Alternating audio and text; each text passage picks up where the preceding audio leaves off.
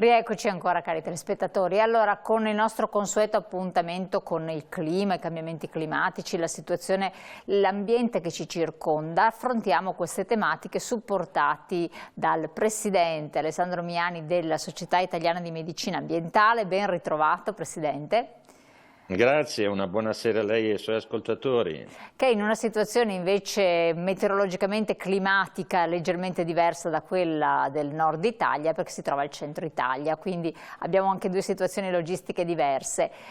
Però tanto diverse così non sono, perché in realtà, parlando di anomalie del sistema, del meteo, del sistema climatico, anche in tutta Italia si sono riscontrate in modo importante. Le ripercussioni le abbiamo viste, però cerchiamo di capire qualche cosa in più. Un autunno, Presidente, molto lungo e per fortuna per noi soggettivamente, così non abbiamo acceso il riscaldamento, tiepido, ma non così per l'ambiente e per le conseguenze, vero? Esattamente, abbiamo avuto un mese di ottobre di un caldo anomalo, peraltro si sono registrate in media 3,15 gradi in più rispetto allo storico del periodo dello stesso mese, e questo ha portato con sé delle fioriture tardive che poi ovviamente con il freddo che in alcune regioni sta incominciando ad incidere in questi giorni di novembre e anche le nevicate, portano da un lato a una perdita di un futuro raccolto per la primavera, ma un altro elemento di fastidio e di disturbo che ha portato anche diversi casi di patologia è la presenza di zanzare. Si è protratta fuori stagione completamente fino a novembre, in alcune aree italiane probabilmente anche fino al periodo di Natale, la presenza di zanzare. In Italia ci sono 60 specie di zanzare rispetto alle 3.000 complessive registrate nel mondo. Di queste ci sono le zanzare giapponesi e coreane che sono più resistenti al freddo, ma in questo periodo la zanzara tigre è riuscita comunque a riprodursi. La zanzara tigre, non dimentichiamo che è una zanzara aliena, anche se oramai presente in abbondanza sul nostro territorio. Aliena significa che viene da altre latitudini, ma che incomincia a trovare alle nostre latitudini le condizioni migliori per potersi riprodurre, per poter vivere e quindi anche per poter, diciamo, fungere da vettore di virus che in alcuni casi hanno colpito anche gli italiani. Diciamo, da gennaio di quest'anno ad oggi siamo a oltre 300 casi di patologie trasmesse principalmente da questo insetto, quindi al di là del fastidio di essere punti magari la sera quando siamo a cena o i pomeriggi se andiamo a fare due passi, c'è anche il rischio di prendere delle patologie che sono certamente curabili ma che insomma interessano in maniera più pesante anche la nostra salute. Questo che cosa ci insegna? Ci insegna che seppure per una cosa voglio dire modesta come la presenza di un insetto fuori stagione, c'è qualcosa che sta cambiando e anche le politiche, in questo caso di disinfestazione dalle zanzare, dovranno, immagino, essere previste più range di disinfestazione, non solo nei periodi primaverili ed estivi, ma anche nei periodi autunnali. Stiamo andando verso un cambiamento delle nostre abitudini e anche voglio dire, della nostra società e quindi dobbiamo intervenire anche in questa direzione. Ecco Presidente, ovviamente... Sì, non la interrompo solo un secondo, ho detto stiamo andando verso un cambiamento, ma necessariamente si va verso un cambiamento o non possono essere anomalie stagionali come si sono verificate anche anni addietro, perché se risaliamo magari i cittadini non hanno memoria, ma anche a 20 anni fa, che comunque ieri, quando si parla di movimenti climatici, ci sono state situazioni a volte di anomalie, o negli anni 70 si sono presentati autunni caldi, non politicamente, certo, ma... certo. Però poi allora, guardi, esatto. Ad oggi la situazione è questa: il cambiamento climatico è in corso da milioni di anni sul nostro pianeta,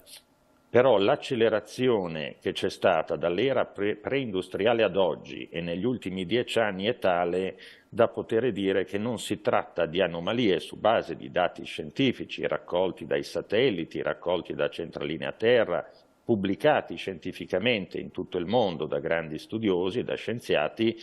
Purtroppo non si tratta più di anomalie, la frequenza ci dice anche solo quella degli ultimi anni, dei cosiddetti fenomeni estremi, non solo temperature più elevate per il periodo, ma anche grandi bombe d'acqua, gelate molto importanti. Quest'inverno registreremo probabilmente uno degli inverni più freddi, se non il più freddo degli ultimi 50 anni. Quindi incominciare a ragionare sul fatto che non vogliamo essere allarmisti, ma bisogna affrontare il tema, imparare a conoscerlo, a diventare più resilienti noi stessi come cittadini, perché poi questi fenomeni si sentono di più nelle grandi città che non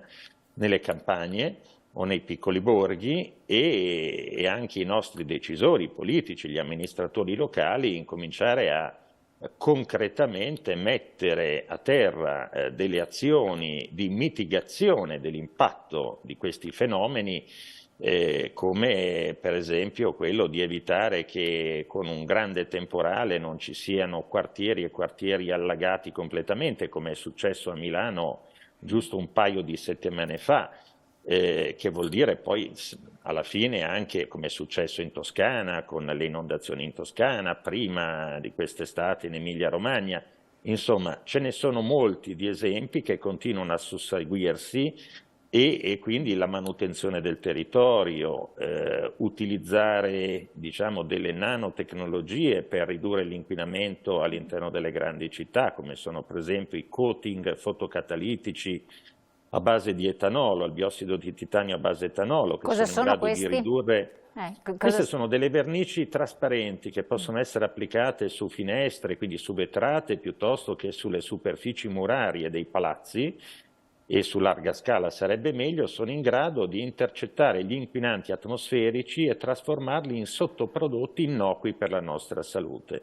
E quindi saremo in grado su larga scala, almeno questo ci dicono gli studi e le prove già effettuate in alcuni stati del mondo, di ridurre semplicemente con l'applicazione di una vernice specifica, ripeto, al biossido di titanio, un coating, certo, quindi una vernice trasparente al biossido di titanio a base etanolo, di ridurre del 30% l'inquinamento atmosferico. Che non è poco. Non è poco se consideriamo che sulla media nazionale, per esempio, le automobili incidono sull'inquinamento atmosferico, il traffico veicolare incide per il 22%, mentre i riscaldamenti per le combustioni degli edifici incidono per poco oltre il 50%, quindi solamente applicando una vernice potremmo ridurre intorno al 20, 25, 30% l'inquinamento in una città. Sarebbe già una soluzione importante. Poi l'implementazione del verde, aumentare la possibilità di deflusso delle acque quando ci sono bombe d'acqua, e quindi la manutenzione dei corsi d'acqua senza nessun dubbio per ridurre il rischio di esondazioni, la creazione di bacini, di laghetti, di altri strumenti per evitare appunto le inondazioni, ma contemporaneamente anche magari pensare nelle città degli asfalti drenanti che sono in grado di, voglio dire, di fare defluire sottoterra grandi quantità d'acqua, e quindi evitando quelle grandi pozzangherone, chiamiamole così, che oramai tutti conosciamo, nelle quali magari rimaniamo impantanati o rischiamo anche la vita nei sottopassaggi, come spesso accade. Questi sono alcuni esempi. Ovviamente l'obiettivo è quello di andare a ridurre le emissioni climateranti, e quindi le emissioni principalmente di anidride carbonica, di CO2, e questo si può fare abbandonando nei tempi giusti quelle che sono le sorgenti fossili e quindi le fonti fossili per produrre energia. Ma sappiamo che non è un percorso breve, è un percorso comunque che sarà lungo, deve tenere conto di tanti fattori, deve tenere conto anche della sostenibilità economica per poterlo realizzare, e anche della accettabilità a livello sociale. Noi non possiamo caricare le famiglie e le imprese di questi costi, deve essere un percorso concordato tra gli Stati europei con l'Europa, portato avanti in maniera intelligente e sostenibile. Ma nel frattempo possiamo agire imparando magari a sapere che nelle nostre case non serve tenere il riscaldamento d'inverno acceso a 24, 25 o 23 gradi, quando il nostro benessere termico sta tra i 19 gradi e i massimo 22 gradi. Anche solo la riduzione di un grado e mezzo della temperatura all'interno delle nostre abitazioni o dei nostri uffici significa un grande risparmio in termini economici sulla bolletta, ma anche un grande risparmio in termini ambientali. Andiamo ad immettere meno anidride carbonica e meno altre sostanze che sono climateranti e anche tossiche per la salute di chi le respira. Ecco, dal punto di vista proprio dell'adattabilità anche del fisico, a livello organico, tenere temperature un po' più basse, più adeguate alla temperatura esterna, fa bene anche alla salute, no? A livello di metabolismo. Potrebbe far bene. Ecco, quello è che è considerato proprio il benessere termico all'interno di un ambiente confinato, quindi che sia un luogo di vita o di lavoro, è tra i 19 e i 22 gradi nei mesi invernali e con un'umidità relativa tra il 45 e il 55%. Come facciamo a calcolarla? Con pochi euro possiamo utilizzare un igrometro e quindi verificare quella che è il livello di umidità e la temperatura, se abbiamo la possibilità di avere delle elettrovalvole oppure se abbiamo un tipo di riscaldamento autonomo, ecco, sappiamo che è meglio magari utilizzare una canottiera, un golfino in più,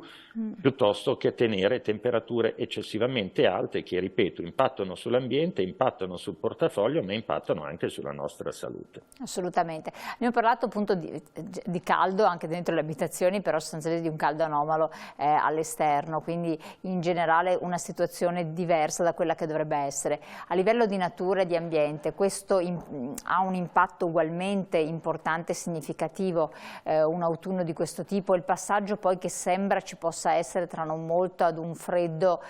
molto molto importante, rigido, quasi improvviso, che provoca anche a noi una difficoltà di adattamento di non poco conto, insomma, oltre che alla natura e all'ambiente. Certo, sicuramente i cambi repentini di temperatura o di condizioni complessive microclimatiche non vengono recepiti bene dal nostro organismo, che ha bisogno comunque di un periodo minimo di adattamento. Per quanto riguarda la natura, ma voglio dire, il Veneto è un territorio molto votato anche all'agricoltura, nonché alla produzione vitivinicola, ovviamente lo sanno bene gli agricoltori, i contadini o comunque chiunque abbia un pezzetto di terra e lo coltivi anche solo nel tempo libero, come un autunno caldo porta a, diciamo, a fioriture o nuovi boccioli che non si dovrebbero avere, e questi ovviamente vanno incontro poi alle gelate appena arriva il freddo e si rischia di avere una riduzione importante della produzione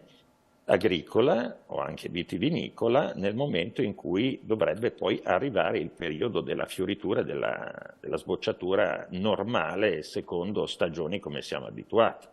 Certo, freddo improvviso, è possibile che arrivi questa perturbazione artica che scenda, che coinvolga il nostro paese in modo così rigoroso, oppure è un po', sono a volte delle dichiarazioni per destare scalpore, per suscitare l'attenzione delle persone, perché ormai siamo abituati di tutto e di più. No, mi fa sorridere perché sembra, non so se si ricorda quando eravamo nella piena crisi Covid in cui ogni giorno c'era un virologo, un medico, un infettivologo che andava in televisione e si inventava qualcosa, io lo dico in maniera scherzosa, ecco, magari per fare più notizia o far parlare di sé che non risolvere dei problemi. Alcuni ovviamente i problemi li risolvevano e cercavano anche di dare conforto alla popolazione, ma in alcuni casi, insomma, era diventato un po' eccessivo, tante voci diverse per dire le stesse cose, e quando ci sono molte sovrapposizioni poi c'è il rischio di doversi sempre inventare una notizia. Anche sulla questione del clima, anche sulla questione del cambiamento climatico sicuramente ci sono delle boutade più forti o più leggere a seconda anche delle posizioni politiche diverse, diciamo, di posizioni ideologiche diverse, però a livello scientifico quando meteorologi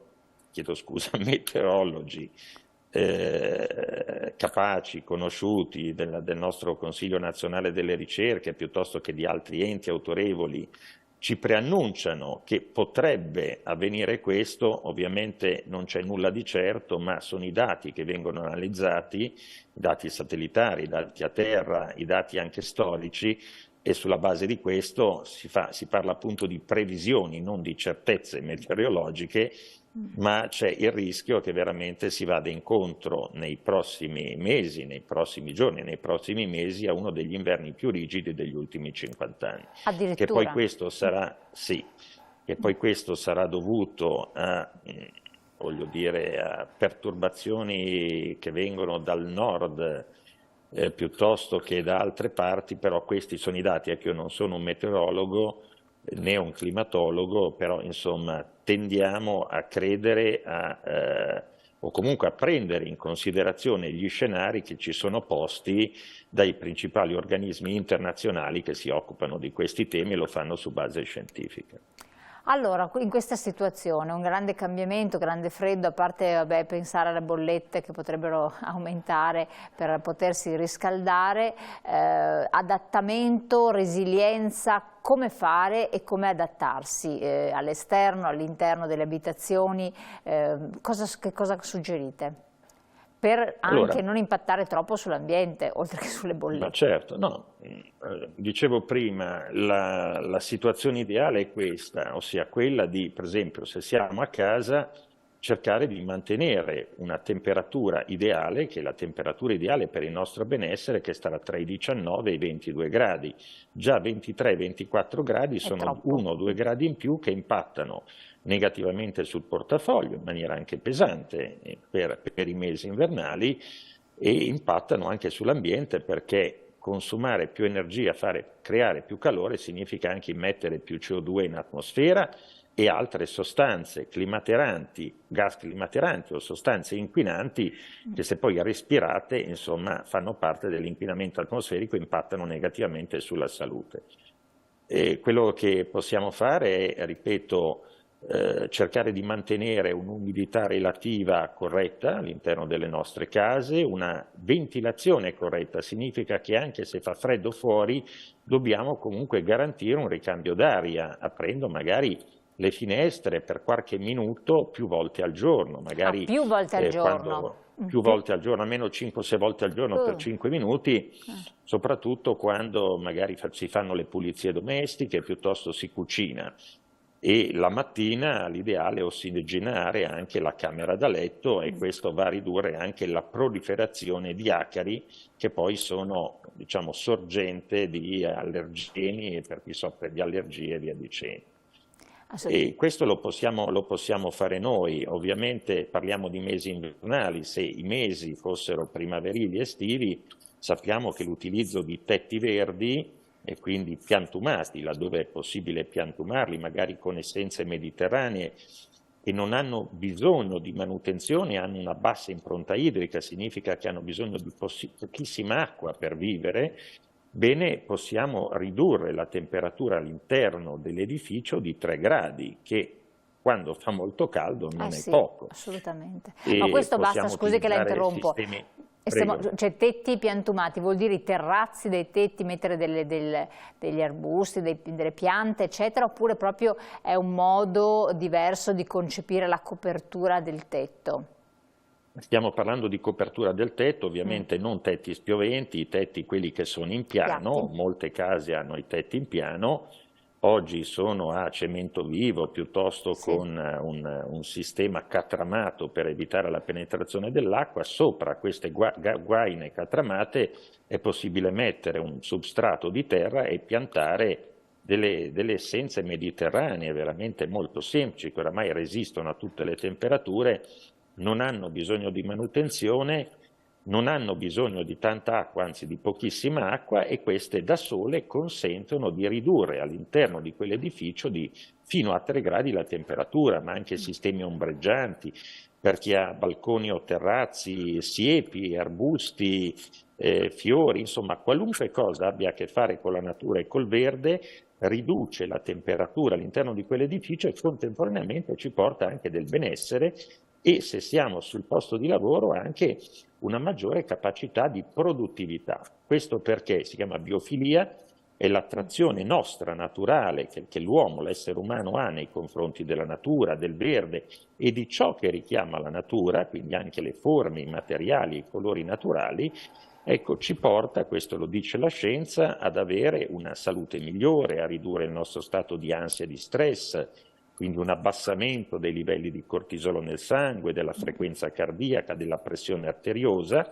ma in contemporanea ci consente anche di migliorare anche in maniera molto notevole quelle che sono le nostre performance cognitive, e quindi se siamo studenti impareremo meglio, impareremo più in fretta, se siamo lavoratori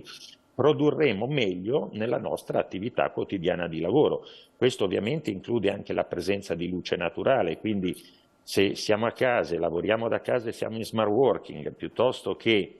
siamo in un ufficio, cerchiamo di posizionare la nostra scrivania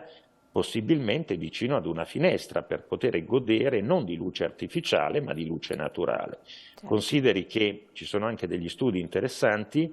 che ci dicono che se siamo ospedalizzati, ovvero se abbiamo fatto un intervento oppure siamo ricoverati in un ospedale, in una clinica, in un RSA, abbiamo un potenziale, se la nostra vista affaccia sul verde, di una guarigione più breve del 10% rispetto a chi invece non gode della stessa vista, e questo ha comunque delle ripercussioni anche economiche importanti sulla turnazione dei posti liberi all'interno delle corsie degli ospedali, certo, e anche proprio sull'economia sanitaria complessiva. Certo. Presidente, un ultimo aspetto, perché poi il tempo vola e resta poco a disposizione. Certo. PM10, polveri sottili, PM2.5, sono veramente una condanna per la nostra salute e anche per l'ambiente. Tra l'altro, aprendo le finestre di casa entrano, sono polveri scure e vanno anche ad impattare, peraltro anche sui ghiacciai, entrano nel circolo poi delle falde. E ce li mangiamo. Sì, allora esattamente. Beh, la cosa, cerco di essere molto sintetico. Queste polveri, che noi chiamiamo polveri fini o polveri sottili, sono polveri che vengono liberati dai diversi processi di combustione dei motori diesel, piuttosto che delle caldaie a pellet, piuttosto che dalle stufe, dai caminetti e via dicendo. Più sono piccole queste polveri, più sono pericolose, perché arrivano in profondità nel nostro albero respiratorio e quindi possono arrivare agli alveoli e passare la barriera ematica e tramite il flusso sanguigno raggiungere diversi organi. Sono cancerogeni, certi, sono responsabili di moltissime patologie e in Italia anche di decine di migliaia di morti premature ogni anno, con anche costi sanitari diretti veramente molto importanti. Poi purtroppo queste polveri in atmosfera si legano ad altre sostanze, che possono essere gas, che possono essere sostanze più liquide, ecco, chiamiamole così, e ovviamente nel momento in cui ricadono a terra possono finire nei corsi d'acqua superficiali oppure dal terreno, certo, arrivare fino in profondità anche alle, certo, falde, alle prime falde, le falde più superficiali, portando con sé tutto quello che hanno raccolto nell'atmosfera, quindi delle schifezze, usiamo questo termine, certo, che sicuramente bene non fanno alla salute e che in un modo o nell'altro possono entrare poi nel ciclo biologico che ci porta anche a magari mangiarle, mangiando degli alimenti, delle carni e via dicendo. È il classico, certo, problema che avviene quando per esempio abbiamo un incendio con la diossina, che è un gas e che poi cade a terra e va ad inquinare un territorio che può essere, certo, più o meno vasto. Gli erbivori mangiano l'erba inquinata, i carnivori, che poi siamo noi, rischiano di prendersi un bioaccumulo di diossina. Ecco, chiaro, come per la diossina, anche per altre sostanze che possono essere metalli pesanti o altre sostanze tossico-nocive. E poi c'è l'aspetto del loro colore. Ovviamente se queste si depositano su neve o su ghiaccio, essendo scure di colore, fanno in modo che quei pochi raggi solari che ci sono magari d'inverno vengano assorbiti maggiormente e quindi accelerano il processo di scioglimento dei ghiacci e dei ghiacciai, purtroppo. È quello che conosciamo. Presidente, come sempre molto interessante quello che lei ci racconta, avremo modo ancora di confrontarci su queste tematiche perché a fronte delle vostre ricerche sono sempre argomenti di grande interesse, ci sono anche delle soluzioni possibili, fattibili, che vale la pena di vagliare. Noi le auguriamo buon lavoro a lei e al suo team, grazie di essere stati qui con noi. Grazie a voi. Grazie molte. Una buona continuazione. Grazie, cari telespettatori, io invece vi lascio lascio alla pubblicità, però restate con noi perché le interviste dei nostri ospiti continuano, ci sono ancora, avremo modo poi di rivedere i presidenti in altre puntate più in là nel tempo, ma con altri ospiti invece subito dopo la pubblicità. Canale 19 vi aspetta, dopo.